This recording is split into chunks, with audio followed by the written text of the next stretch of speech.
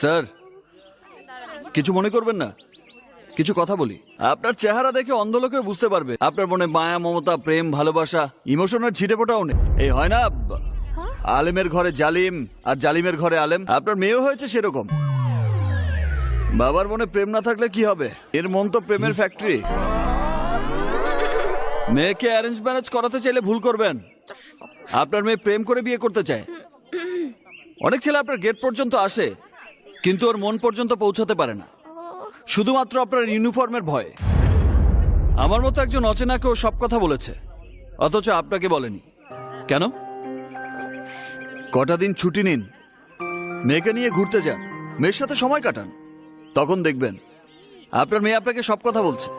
যেখানে যাচ্ছে বলে যাচ্ছে। আপনাকে আর অকারণে খুঁজে বেড়াতে হবে না, আর বিনা কারণে লোকদেরও অ্যারেস্ট করতে হবে না।